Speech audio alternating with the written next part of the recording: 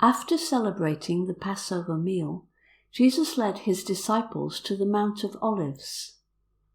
"All of you will desert me," Jesus told them, "for God has declared through the prophets, 'I will kill the shepherd, and the sheep will scatter.'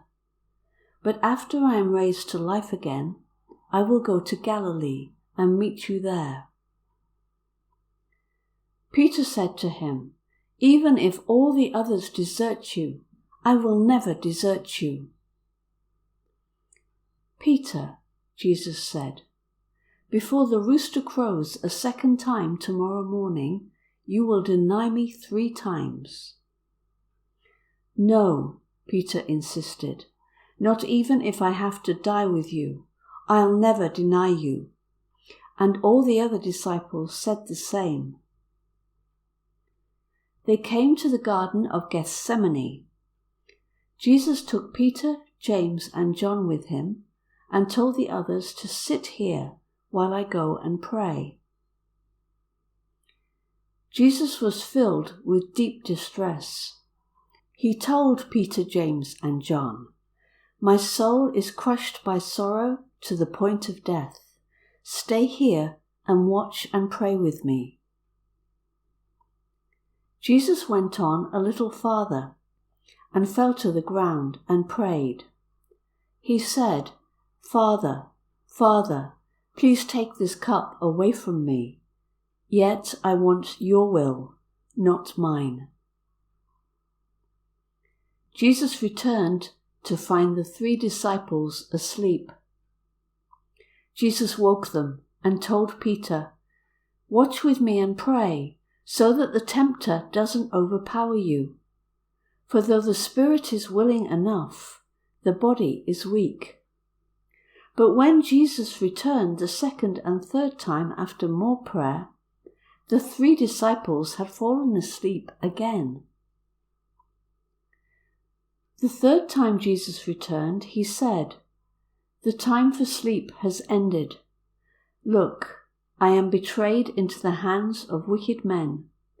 Come, get up. We must go. Look, my betrayer is here."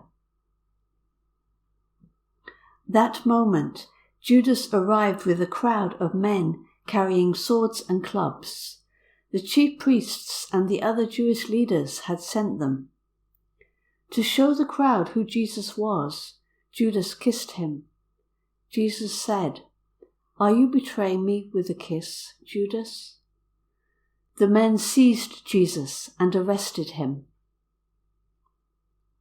Peter drew his sword and struck the servant of the high priest, cutting off his ear. But Jesus told Peter to put his sword away. Then he reached out, touched the side of the servant's head, and healed his ear. They led Jesus to the high priest's house. All the other disciples deserted Jesus and ran away. John and Peter, however, followed Jesus but kept their distance. Peter followed Jesus into the courtyard of the high priest and sat with the guards, warming himself by the fire. The chief priests and Jewish leaders wanted to put Jesus to death, so they brought many witnesses who told lies about Jesus. However, they contradicted each other. Some said, "We heard Jesus say, 'I will destroy this temple made with human hands, and in 3 days will build another temple not made with hands.'" "Are you not going to answer?" the high priest asked Jesus. But Jesus said nothing. The high priest asked Jesus, "Are you the Messiah, the Son of God?" "I am," said Jesus.